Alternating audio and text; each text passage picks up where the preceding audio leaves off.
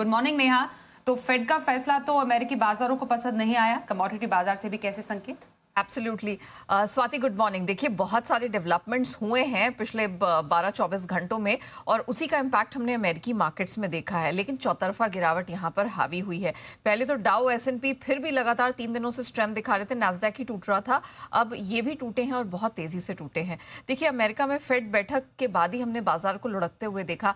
भले ही हमने देखा कि यहाँ पर 9-3 के वोट से जो इंटरेस्ट रेट हाइक नहीं हुई है, ब्याज दरों को स्थिर रखा गया, लेकिन कहीं ना कहीं मार्केट को ये सेंस मिली कि जो फेड है ये बढ़ती महंगाई को काबू करने में सक्षम नहीं, और इसी कारण से हमने देखा कि बॉन्ड यील्ड में तेज उछाल आया और अमेरिकी मार्केट्स धराशायी हो गए।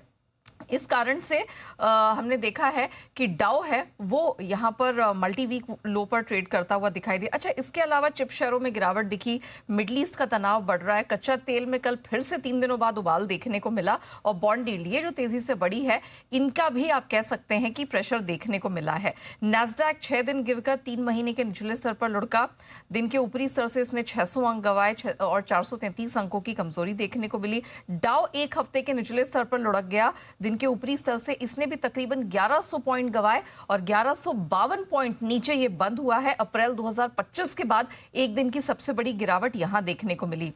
S&P 7 हफ्तों के निचले स्तर पर जा गिरा है, इसमें 112 अंकों की गिरावट थी। 10 जून के बाद यहां पर भी आप कह सकते हैं इंट्राडे की सबसे बड़ी गिरावट देखने को मिली। एनविडिया, माइक्रॉन, AMD सब में 3.5 से 10% के आसपास की गिरावट दिखी आफ्टर आवर्स में। हालांकि माइक्रोसॉफ्ट ये एक रिलीफ साबित हुआ नतीजों के बाद, क्योंकि अनुमान से बेहतर नतीजे थे, हमने इसे देखा 9% भागा है, लेकिन वहीं इसके विपरीत मेटा 6% की गिरावट यहां दिखी। अब गुरुवार का दिन, आज का दिन इंपॉर्टेंट रहेगा यूएस में, क्योंकि एप्पल और अमेजॉन के नतीजे आने हैं। डॉलर इंडेक्स दूसरे दिन कमजोर और एक बार फिर से 101 के नीचे बंद हुआ कल, और 30 साल की अमेरिकी बॉन्ड यील्ड 5.25% के ऊपर निकली है। साल 2007 के बाद की ऊंचाई पर यह जा पहुंची, और 10 साल की अमेरिकी बॉन्ड यील्ड इसमें भी स्ट्रेंथ दिखी, 4.68% के ऊपर गई है।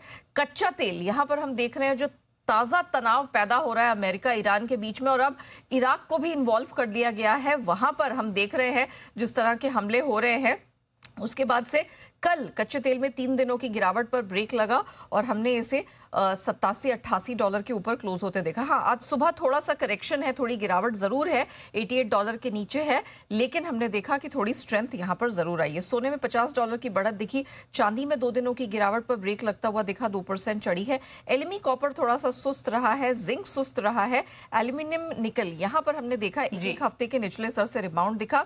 अरेबिका कॉफी पर नजर डालिएगा, 4% की भारी भरकम गिरावट थी। ग्लोबल रॉ शुगर ये गिरा है और 10 दिन के निचले स्तर पर हुआ है बंद। बहुत धन्यवाद नेहा पूरा अपडेट देने के लिए।